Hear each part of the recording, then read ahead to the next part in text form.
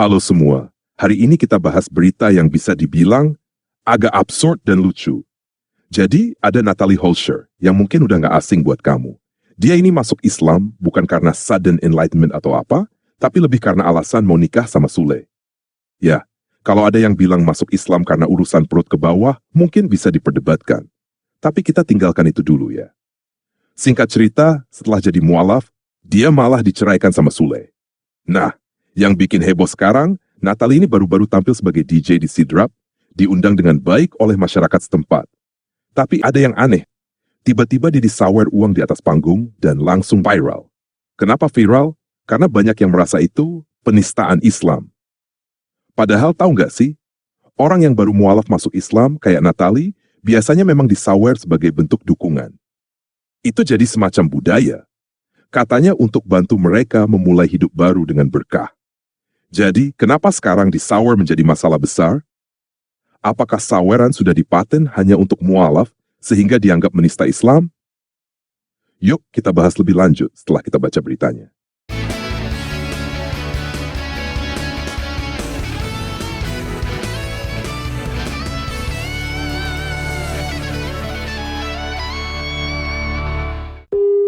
Kronologi Bupati Sidrap tuntut Natalie Holscher minta maaf. Natalie Holscher menjadi pusat perhatian publik setelah menerima saweran senilai 150 juta rupiah saat tampil di sebuah klub malam di Kabupaten Sidenreng Rapang, Sulawesi Selatan pada 12 April lalu. Aksi sawer uang yang terjadi di atas panggung menuai beragam reaksi, termasuk dari Bupati Sidrap, Syaharudin Alrif, yang menilai peristiwa tersebut bertentangan dengan visi religius pemerintah daerah.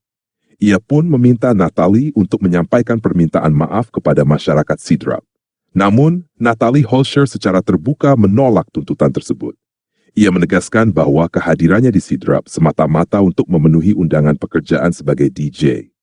Ia juga menyebut bahwa saweran yang diterima merupakan bentuk apresiasi dari para pengunjung, sehingga tak ada alasan baginya untuk meminta maaf. Lantas, bagaimana sebenarnya awal mula polemik ini terjadi? Dihimpun dari laporan tim berita1.com, berikut kronologi kejadiannya. Penampilan Natalie Holscher di Sidrap jadi sorotan. Penampilan DJ Natalie Holscher di sebuah tempat hiburan malam di Kabupaten Sidenreng Rapang, Sulawesi Selatan pada Sabtu 12 April 2025 menjadi sorotan publik usai videonya viral di media sosial.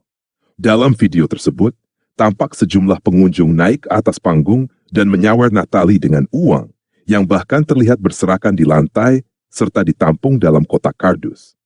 Tak hanya itu, Natalie juga sempat membagikan momen saat dirinya tertidur di atas tumpukan uang hasil penampilan malam itu. Ia juga mengunggah video sedang menghitung uang saweran, disertai ucapan terima kasih kepada para pengunjung serta permohonan maaf jika penampilannya masih belum sempurna. Aksi unjuk rasa masyarakat dan mahasiswa. Aksi Natalie tersebut mendapat reaksi keras dari berbagai kalangan. Pada Kamis, 17 April 2025, ratusan massa yang terdiri dari mahasiswa dan organisasi Islam Muhammadiyah melakukan aksi unjuk rasa di depan kantor DPRD Sidrap. Mereka menuntut agar pemerintah menutup tempat hiburan malam ilegal, termasuk lokasi tempat Natalie tampil. Ketua Pimpinan Daerah Muhammadiyah Sidrap, Samsul Tang, menyebut insiden tersebut telah mencoreng citra daerah dan bertentangan dengan nilai-nilai religius yang dijunjung tinggi oleh masyarakat setempat. Bupati Sidrap minta Natalie Holscher minta maaf. Menanggapi polemik tersebut, Bupati Sidrap Syaharudin Alrif mengaku prihatin dan menyayangkan kejadian itu. Ia menegaskan bahwa aksi sawer yang terjadi sangat bertentangan dengan visi daerah yang mengedepankan nilai religius. Saya sudah menyampaikan langsung kepada Natalie Holscher agar meminta maaf kepada masyarakat Sidrap, ungkap Syaharudin. Ia juga menyampaikan bahwa pihaknya akan memanggil pemilik tempat hiburan malam untuk memeriksa izin operasional mereka. Natalie Holscher menolak meminta maaf. Melalui akun media sosialnya, Natalie Holscher menegaskan tidak bersedia meminta maaf atas penampilannya. Ia menyatakan bahwa kehadirannya di Sidrap semata-mata karena memenuhi undangan kerja. Kalau memang tidak mau ada klub malam, ya seharusnya klubnya yang ditutup, bukan saya yang disalahkan, ujar Natalie. Ia merasa diperlakukan tidak adil, mengingat DJ lain sebelumnya juga pernah tampil dan disawer di Sidrap. tanpa menimbulkan polemik serupa. Siap promosikan Sidrap, tapi tolak disalahkan. Meskipun menolak meminta maaf, Natalie menyatakan kesiapannya jika diminta membantu mempromosikan Kabupaten Sidrap. Namun, ia menegaskan bahwa permasalahan ini tidak berkaitan dengan niat buruk dari pihaknya. Kalau memang dibutuhkan untuk promosi, saya siap. Tapi dalam hal ini, saya hanya datang untuk bekerja secara profesional, jelasnya. Natalie Holscher juga mengungkapkan rasa sedih, bingung, dan kecewa karena merasa tidak melakukan kesalahan apapun dalam menjalankan tugasnya sebagai DJ. Fakta-fakta DJ Natalie Holscher disawer di TAM Sidrap piku kontroversi. Disk joki Natalie Holscher disawer uang saat tampil di salah satu tempat hiburan malam di Kabupaten Sidrap, Sulawesi Selatan, Sulsel. Penampilan Natalie disawer uang piku kontroversi lantaran dinilai syarat unsur pornografi dan bertentangan dengan semangat religius yang diusung Pemkab Sidrap. Diketahui, DJ Natalie disawer uang saat manggung di salah satu TAM di Sidrap pada Sabtu 12 April malam. Bupati Sidrap Syahruddin Alrif dan sejumlah organisasi masyarakat ormas mengecam penampilan Natalie yang disawer uang tersebut. Dirangkum Detik Sulsel, berikut fakta-fakta DJ Natalie Holscher disawer di TAM Sidrap, picu kontroversi. 1. Bupati Sidrap tegur Kemendagri. Bupati Sidrap Syahruddin Alrif mengatakan aksi saweran ke DJ Natalie membuat citra positif Sidrap mendadak rusak. Dia pun mengaku sedih usahanya selama 40 hari setelah dilantik menjadi tercoreng. Saya sedih hari ini. 2 hari saya sedih. 40 hari kita bekerja maksimal, tapi 2 hari ini saya sedih sekali, ujar Syahar saat memberi sambutan di sebuah acara di Sidrap, Rabu 16 April. Syahar mengaku sampai ditegur Kementerian Dalam Negeri gegara aksi saweran tersebut. Dia pun menilai aksi viral itu meresahkan masyarakat. Tadi pagi dari Kemendagri WA saya, dari beberapa kementerian WA saya, tapi saya jawab bahwa 40 hari yang saya kerjakan bersama seluruh jajaran baik dan positif, tapi dihapus oleh kegiatan satu malam, paparnya. Syahar menegaskan akan bertindak tegas melakukan penertiban meski kebijakannya itu akan memicu kontroversi. Dia telah menurunkan Satpol PP Sidrap untuk mengevaluasi perizinan THM. Saya sudah perintahkan kepada jajaran yang memiliki kewenangan di situ untuk amati soal izinnya, amati soal kelengkapannya, dan saya sudah minta Satpol PP untuk melakukan penertiban peraturan daerah secara tegas dan tanpa pandang bulu, tegasnya. 2. Ormas Islam kecam Natalie disawer. Pimpinan daerah Muhammadiyah Sidrap kemudian menerbitkan edaran yang mengecam dan menolak aksi hiburan DJ. Kecaman itu tertuang dalam surat edaran bernomor 1 EA 2025 yang Deken Ketua Muhammadiyah Sidrap KH Syamsutang pada 15 April 2025. Sudah ada kita rilis itu, edaran bahwa Muhammadiyah mengecam keras aksi DJ yang syarat unsur pornografi, ujar Sekretaris PD Muhammadiyah Sidrap, KH Kalam Fatah kepada Dik Sulsel, 16 April. Kalam menganggap aksi Natalie disawer uang mencoreng nama baik Sidrap. Pihaknya juga mendorong aparat kepolisian dan pemerintah mengevaluasi izin usaha serta menindak tegas TAM jika terbukti melakukan pelanggaran. Kalau hiburannya sudah mengarah ke pornografi atau porno aksi, kan tentu tidak mendidik. Kita menganggap hal itu sudah melanggar norma agama, apalagi dipamerkan seakan-akan ditunjukkan begini loh Sidrap, jelasnya. Hal senada juga disampaikan Ketua Dewan Pimpinan Daerah Wahda Islamiyah Sidrap, Lukman Ambotuwo. Pihaknya menilai aksi Natalie meresahkan masyarakat dan mendesak Pemkab Sidrap melakukan penertiban agar kejadian itu tidak berulang. Kejadian kemarin yang sempat viral itu adalah hal yang kita anggap itu sebuah kemungkaran. Sehingga kita di Wahdah punya tanggung jawab mengambil andil mengubah kemungkaran. Tegas Lukman. 3. RMS undang lagi Natalie ke Sidrap. Anggota DPR RI fraksi Nasdem Rusdi Mas turut merespons kontroversi penampilan DJ Natalie di sawer uang. RMS secara khusus mengundang lagi DJ tersebut ke Sidrap untuk promosi wisata dan kuliner. Datang lagi ke Sidrap, promosikan wisatanya, makanannya. Bikin konten itu boleh nggak? Kata RMS kepada Natalie saat live TikTok, dikutip Detik Sapriumat. Natalie menyambut baik ajakan Bupati Sidrap periode 2008 sampai 2018 tersebut. RMS yang juga Ketua DPW Nasdem Sulsel itu meminta Natalie mengatur jadwal kedatangannya yang akan ditentukan kemudian. Saya butuh Natalie bikin konten di Sidrap untuk makanannya, promosikan wisatanya, dan lain-lain. Bukan cuma sawerannya saja, ujar RMS. 4. Bupati Sidrap ingin Natali minta maaf. Saat live TikTok tersebut, RMS sempat menelepon Bupati Sidrap Syaharudin Alrif soal niatannya mengundang Natali. RMS meminta Syahar mengatur pertemuan khusus antara Natali dengan tokoh masyarakat. Setuju nggak, Pak Bupati, dia akan meminta maaf sama masyarakat Sidrap yang menerima hal-hal yang menganggap bahwa itu aksi saweran ke DJ Natali, menjatuhkan, tuturnya. Syahar lantas menanggapi bahwa aksi DJ Natali di Sidrap sebelumnya memicu aksi demonstrasi. Syahar yang juga sekretaris DPB Nasdem Sulsel itu pun mendesak agar Natali meminta maaf lebih dulu di media sosial. Jangan, harus di depannya masyarakat saja meminta maaf, biar dia ini juga, tapi tidak apa, nanti saya kasih tahu juga. Jadi tujuannya saya panggil dia ke Sidrap itu, promosikan wisata di Sidrap, imbu RMS. Dihubungi terpisah, Syahar mengkonfirmasi rencana RMS mengundang Natali saat live TikTok meski jadwalnya belum pasti. Namun Syahar tetap menginginkan Natali lebih dulu meminta maaf secara terbuka kepada masyarakat. Saya meminta Natali minta maaf dulu, singkat Syahar kepada Detik Sulsel 18 April.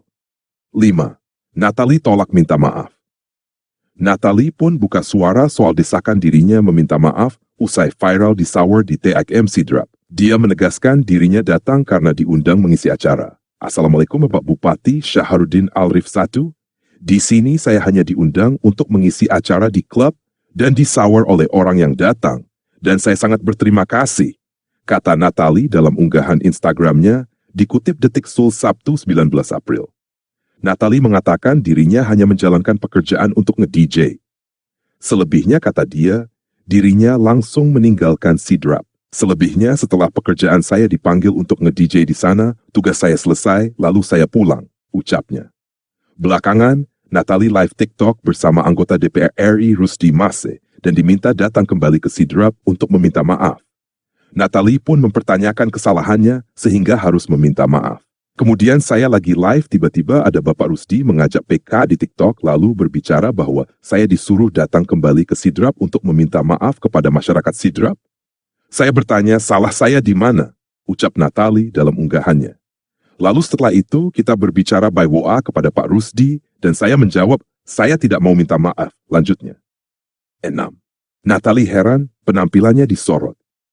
Natali mengaku heran penampilannya di Sidrap menuai sorotan dari berbagai kalangan. Dia mengatakan banyak DJ lain yang juga di Sawer di TIM Sidrap namun tidak diperlakukan sama. Kalau tidak mau ada klub-klub di Sidrap, ya ditutup saja klubnya. Kenapa jadi nama saya dibawa-bawa terus, kata Natali. Menurut Natali, aksi Sawer di TIM Sidrap bukan kali ini saja terjadi. Dia mempertanyakan mengapa banyak DJ lain yang telah tampil dan di Sawer, namun hanya dirinya yang jadi sorotan. Dan dari sebelum saya datang ke klub Sidrap, banyak DJ lain yang juga di Sawer di Sidrap. Tapi kenapa cuma saya yang dipermasalahkan? Sampai sebesar ini. Lama-lama saya risih juga dan saya terganggu dengan pekerjaan saya, ucap Natali. Masih dalam unggahan Instagramnya, Natali juga mengatakan saweran terhadap dirinya merupakan bentuk apresiasi. Dia juga mengaku profesional dalam bekerja. Masalah saya di Sawer itu salah satu bentuk apresiasi dari beberapa pengunjung klub tersebut. Lalu salah saya di mana? Saya hanya profesional kerja, terangnya. Kalau memang ada demo yang tidak mau ada klub-klub malam di Sidrap, kenapa harus membawa nama saya? Dan kenapa baru sekarang? Kemarin-kemarin kemana? Lanjut Natali. Oke, setelah kita baca berita ini, mari kita bahas secara psikologis. Kenapa ya umat Islam sering banget merasa tersinggung? Seolah-olah, segala hal yang sedikit saja nggak sesuai dengan standar mereka langsung dianggap sebagai penghinaan besar. Jadi kenapa bisa gitu ya?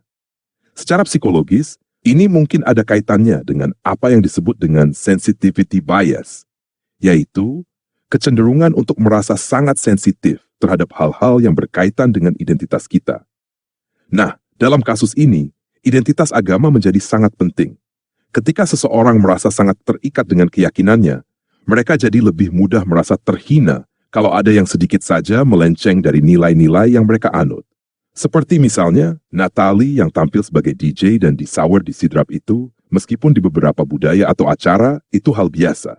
Tapi karena banyak yang merasa itu nggak sesuai dengan ekspektasi mereka terhadap umat Islam, maka jadi deh viral dan heboh. Nah, kita lanjut lagi ya. Ini dia bukti kenapa saya merasa kalau Natali masuk Islam, itu bukan karena dia paham betul tentang ajaran Islam, melainkan karena alasan yang, ya, bisa dibilang cukup praktis. Mau nikah sama Sule. Sekarang, kalau kita lihat dari apa yang dia lakukan pasca jadi mualaf, bisa dibilang dia masih jauh dari paham apa itu Islam yang sesungguhnya. Natalie ini, meskipun sudah masuk Islam, tetap aja tampil sebagai DJ di tempat hiburan malam. Dan lebih parahnya lagi, dia disawer uang di atas panggung.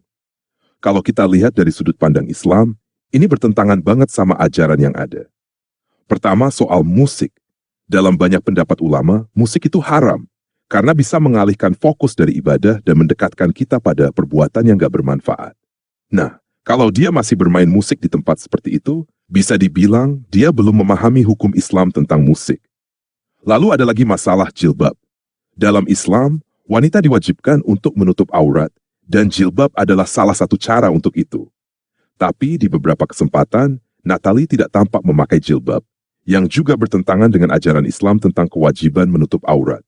Ini menunjukkan bahwa, meski dia sudah jadi mualaf, mungkin dia belum sepenuhnya mengerti tentang kewajiban ini. Sekarang, coba kita tengok lebih jauh. Banyak orang yang masuk Islam itu sebenarnya nggak tahu banyak tentang hukum Islam.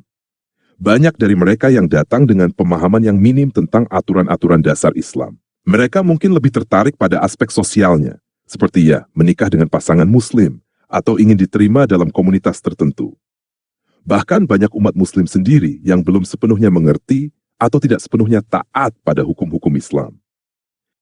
Namun, yang bikin saya agak bingung, kenapa para mahasiswa Islam atau bahkan masyarakat umum yang permasalahkan Natalie dan penampilannya di tempat hiburan malam, tapi nggak menanggapi masalah musik yang jelas-jelas bertentangan dengan ajaran Islam. Saya cukup yakin mayoritas Muslim menikmati musik yang sebenarnya haram menurut ajaran Islam.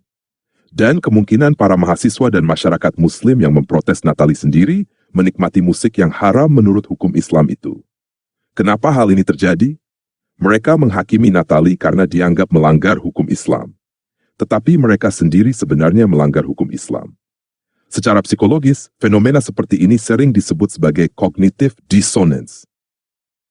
Ini adalah kondisi psikologis di mana seseorang merasa ketegangan atau kebingungan karena ada ketidaksesuaian antara keyakinan atau nilai yang dipegang dengan tindakan yang dilakukan. Dalam hal ini, banyak orang yang mungkin tahu bahwa musik itu haram, tapi mereka tetap menikmatinya karena alasan hiburan, budaya, atau kebiasaan.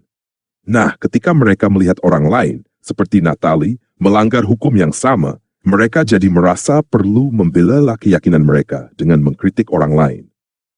Ini adalah cara mereka untuk mengurangi ketegangan yang muncul akibat perbedaan antara apa yang mereka tahu seharusnya mereka lakukan dan kenyataan bahwa mereka menikmati musik yang sebenarnya haram. Jadi, mereka mengalihkan perhatian ke orang lain dan fokus pada kesalahan orang tersebut. Karena itu lebih mudah daripada menghadapinya sendiri. Jadi, intinya mereka jadi lupa atau mengabaikan fakta bahwa mereka sendiri juga melakukan hal yang sama. Dan mereka lebih memilih untuk menilai orang lain sebagai pelanggar hukum agama daripada introspeksi terhadap diri mereka sendiri. Ini adalah contoh dari fenomena tebang pilih dalam penilaian moral, di mana seseorang lebih mudah menghakimi orang lain daripada mengkritik diri mereka sendiri atas hal yang sama. Kenapa mereka nggak pernah ribut tentang hal-hal seperti itu? Mungkin karena mereka nggak tahu. Mungkin mereka belum sadar kalau musik itu haram menurut sebagian besar ulama. Atau mungkin mereka tebang pilih menolak hukum Islam yang tidak sesuai dengan hati nurani mereka atau akal sehat mereka. Nah, coba bayangin kalau mereka tahu banyak hukum Islam yang bertentangan dengan akal sehat dan hati nurani mereka. Misalnya soal beberapa aturan yang gak masuk akal menurut mereka sebelum jadi Muslim, apakah mereka tetap mau masuk Islam? Mungkin jawabannya akan berbeda. Karena ada hal-hal dalam Islam yang sebenarnya sulit untuk diterima, bahkan oleh umat Islam sendiri. Kalau mereka tahu bahwa ada aturan yang gak bisa diterima oleh akal sehat mereka, mungkin mereka juga akan ragu untuk memilih jalan itu. Jadi, balik lagi ke Natalie, saya nggak nyalahin dia sepenuhnya. Karena dia masuk Islam tanpa benar-benar tahu semua hukum Islam yang berlaku. Dan menurut saya, banyak orang yang seperti itu. Baik itu mu'alaf atau bahkan yang sudah lama Muslim. Mereka hanya mengikuti apa yang ada di sekitar mereka tanpa benar-benar memahaminya. Selain kemungkinan adanya cognitive dissonance, ada juga kemungkinan bahwa para mahasiswa Islam dan masyarakat Muslim yang mengkritik Natalie sebenarnya tidak benar-benar tahu tentang ajaran Islam secara mendalam. Ini berkaitan dengan fenomena psikologis yang dikenal dengan Dunning-Kruger Effect. Dunning-Kruger Effect adalah fenomena psikologis di mana orang yang memiliki pengetahuan atau keterampilan terbatas dalam suatu bidang cenderung meremehkan kompleksitas masalah tersebut dan merasa sangat percaya diri akan kemampuan mereka. Dalam konteks ini, banyak orang yang mungkin hanya memiliki pengetahuan dasar atau bahkan setengah tahu tentang ajaran Islam dan merasa sudah cukup memahami hukum-hukum Islam. Karena merasa cukup tahu, mereka kemudian mengkritik orang lain yang dianggap melanggar hukum Islam, seperti Natalie, padahal mereka sendiri mungkin tidak sepenuhnya memahami atau mengetahui rincian hukum Islam yang lebih mendalam, termasuk tentang musik, jilbab, atau larangan lainnya.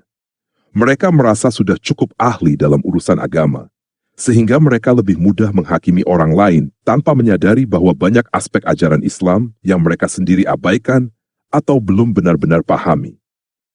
Akibatnya, mereka mengkritik Natalie karena tampil di tempat hiburan malam, tetapi tidak menyadari bahwa mereka sendiri juga terlibat dalam kegiatan yang mungkin bertentangan dengan ajaran Islam, seperti mendengarkan musik yang haram. Fenomena ini menjelaskan mengapa sebagian orang begitu cepat menghakimi orang lain atas pelanggaran yang mereka anggap besar, meskipun pada kenyataannya, mereka sendiri tidak tahu betul apakah pelanggaran itu seharusnya dipermasalahkan atau tidak. Mereka cenderung merasa tahu lebih dari yang sebenarnya. Ada beberapa aspek dalam ajaran Islam yang bisa membuat sebagian Muslim lebih terpapar pada Dunning-Kruger Effect. Salah satunya adalah ayat dalam Al-Quran yang menyebutkan bahwa umat Islam adalah umat terbaik, khairu ummah.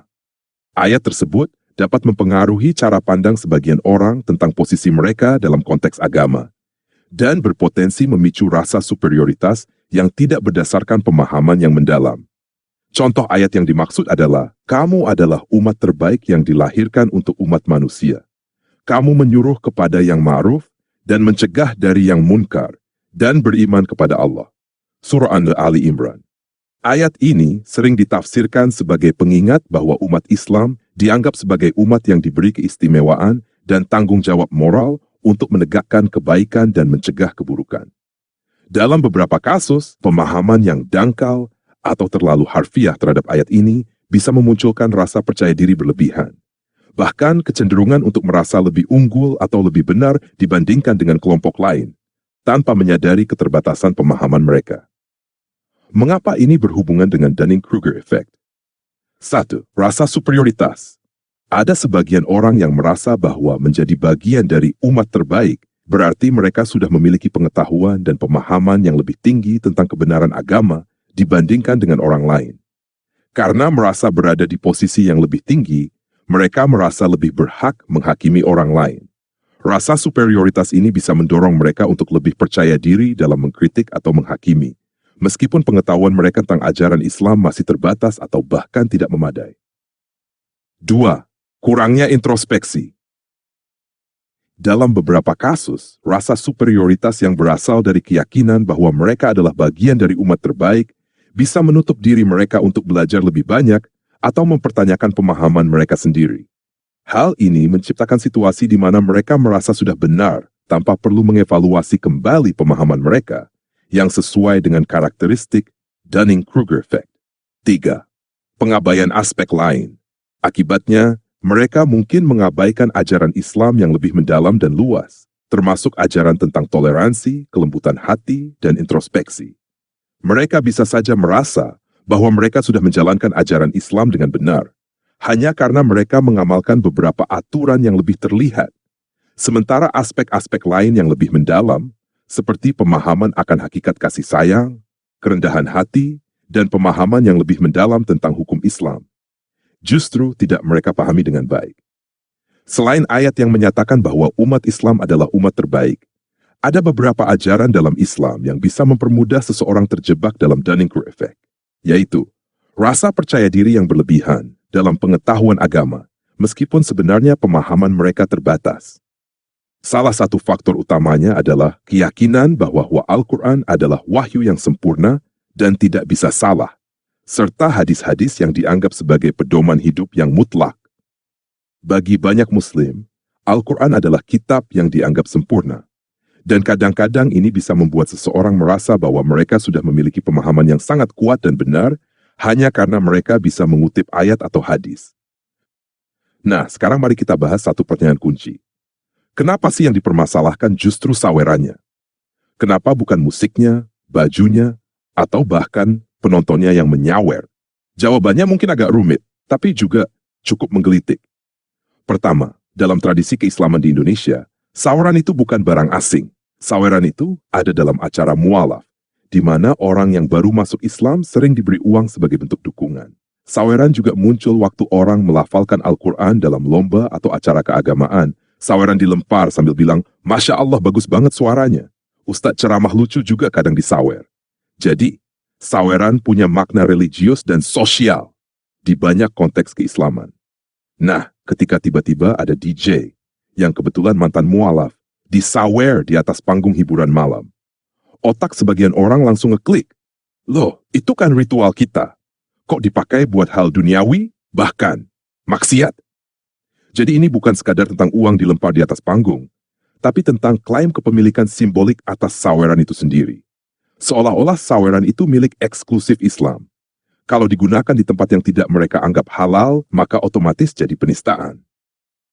Tapi, ada juga kemungkinan lain yang lebih manusiawi. Bayangkan, saweran untuk qori yang melantunkan Al-Quran, atau mualaf yang baru masuk Islam. Berapa sih? 5.000? 10.000? Itu pun kadang dibungkus amplop kecil, dilempar pelan dari belakang ibu-ibu pengajian. Sementara di video Natali, sawerannya berlembar-lembar kayak iklan kredit mobil. Udah kayak orang nikah sama sultan. Nah, ketika jumlahnya jauh lebih besar dan diberikan pada momen yang dianggap tidak bermoral, muncul perasaan tidak adil.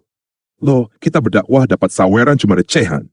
Ini kok DJ, buka jilbab, musik jedak-jeduk, malah dapat banjir duit? Boom. Masalahnya bukan cuma soal agama, tapi juga soal gengsi dan distribusi perhatian sosial. Yang tampil di atas panggung hiburan malah disambut, sementara mereka yang merasa berjuang demi Islam malah merasa tak dihargai. Jadi bisa dibilang, ini bukan hanya konflik antara norma agama dan hiburan, tapi juga konflik antara identitas religius dan kebutuhan pengakuan sosial. Kalau ditarik garis lurus, bisa saja ini semua bukan karena penistaan, tapi karena saweran yang seharusnya jadi sinyal penghargaan berubah jadi sinyal kekalahan. Dan seperti biasa yang disalahkan bukan yang nyawer, bukan panitia yang undang, tapi si wanita yang menerima. Kok kayaknya familiar ya? Oke, kita lanjut ya ke bagian yang sebenarnya paling menarik dan paling klasik. Kenapa si penerima saweran yaitu Natali yang paling disalahkan? Padahal kalau kita pakai logika yang benar-benar logis, yang melempar uang itu siapa? Penonton. Yang datang ke klub itu siapa? Masyarakat lokal. Yang ngundang Natali siapa? Panitia, EO, bahkan mungkin pemerintah daerah yang mau promosi pariwisata. Tapi kok, yang paling ditekan, paling diminta-minta maaf, bahkan paling dituduh menista Islam, adalah si DJ perempuan. Dan di sini kita masuk ke wilayah yang agak sensitif, tapi perlu dibahas. Islamic gender bias. Ajaran Islam banyak yang melekatkan beban moral ke perempuan. Dalam banyak hukum Islam klasik, perempuan sering dijadikan pusat moralitas. Misalnya, aurat perempuan lebih ketat. Perempuan wajib berjilbab, laki-laki cukup sopan saja. Suara perempuan dianggap aurat dalam beberapa mazhab. Perempuan tidak boleh menyanyi di depan umum. Dalam kasus perkosaan, bahkan si korban bisa dituduh zina kalau tidak bisa mendatangkan saksi. Dan tentu, ada kisah yang paling menggambarkan semua ini. Kisah perempuan pezina yang dibawa ke hadapan Yesus. Orang-orang Farisi bawa perempuan yang tertangkap basah sedang berzina. Lalu apa kata Yesus? Siapa yang tidak berdosa, silakan lempar batu pertama. Tapi satu hal penting. Di hukum Taurat dan juga hukum Islam, orang yang berzina itu dua, laki-laki dan perempuan. Tapi kenapa hanya si perempuan yang dibawa? Ini yang Yesus tunjukkan. Kemunafikan masyarakat yang hanya menghukum perempuan karena lebih mudah disalahkan. Fenomena yang sama masih terjadi hari ini. Bagi sebagian masyarakat, terutama yang religius secara simbolik tapi tidak rasional, perempuan seperti Natali dianggap simbol dosa. Dia DJ, dia tidak pakai jilbab, dia tampil di klub malam, dia disawer. Maka dia yang paling gampang dijadikan kambing hitam. Padahal penonton pria yang menyawer itu juga Muslim, yang joget juga Muslim, yang ngerekam dan nyebarin videonya juga Muslim. Tapi mereka bebas dari tuntutan. Kenapa? Karena dalam budaya patriarkal yang dilegitimasi oleh tafsir agama, laki-laki lebih sering dimaklumi, sementara perempuan dituntut menjaga harga diri umat. Jadi kita bisa simpulkan, Natalie disalahkan bukan karena dia bersalah, tapi karena dia mudah disalahkan. Mungkin karena dia mualaf, mungkin karena dia perempuan, mungkin karena dia cantik dan viral, atau mungkin karena, ya itu tadi, sawerannya kebanyakan. Dan akhirnya mari kita tarik satu kesimpulan penting dari semua keributan ini. Kalau kamu sekarang sedang mempertimbangkan pindah agama, terutama masuk Islam, karena mau nikah, atau karena alasan perut ke bawah seperti kata pepatah lama, pikirkan lagi, berulang kali, serius.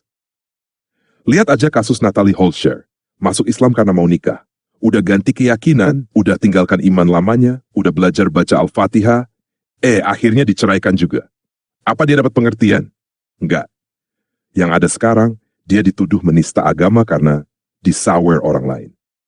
Jadi ini bukan cuma tentang iman, ini tentang hidupmu, tentang kebebasan berpikir, kebebasan memilih, dan konsekuensi yang panjang serius panjang dari apa yang kamu yakini. Dan untuk semua umat beragama, Islam, Kristen, Hindu, apapun, ayo jujur deh. Sebelum kamu sibuk menghakimi orang lain karena dianggap melanggar ajaran agamamu, sudahkah kamu benar-benar mempelajari ajaran agamamu sendiri? Atau cuma ikut-ikutan karena orang tua, lingkungan, budaya? Kalau kamu pelajari dan ternyata banyak ajaran itu bertentangan dengan hati nurani dan akal sehatmu, nggak salah kok untuk mempertanyakan. Nggak dosa kok untuk berpikir, ini agama ngajarin ini, tapi kok rasanya nggak manusiawi ya? Dan yang paling penting, jangan pernah takut untuk mencari kebenaran. Jangan takut sama ancaman neraka, tekanan sosial, atau rasa kehilangan. Yang penting kamu tetap jujur dengan dirimu sendiri. Karena kalau keyakinanmu cuma dibangun dari rasa takut, itu bukan iman, itu penjara. Kalau kamu suka video seperti ini, jangan lupa klik like, subscribe, dan bagikan ke teman-temanmu yang masih bimbang antara iman dan ikatan nikah. Sampai jumpa di video selanjutnya. Salam bebas berpikir.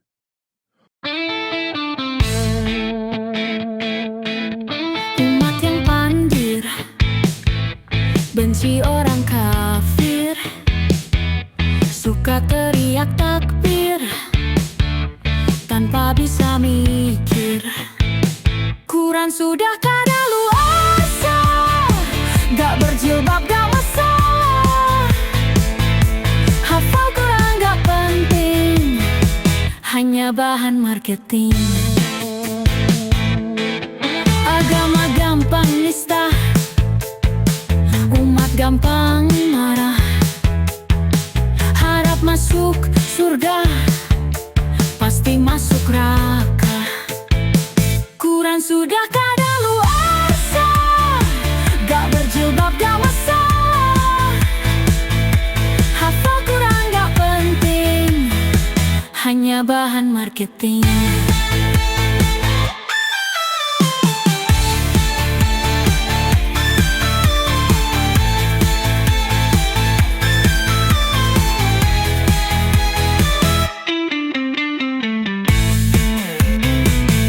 Sudah kadaluarsa, gak berjilbab gak masalah. Hafal Quran gak penting, hanya bahan marketing. Quran sudah kadaluarsa, gak berjilbab gak masalah. Hafal Quran gak penting, hanya bahan marketing.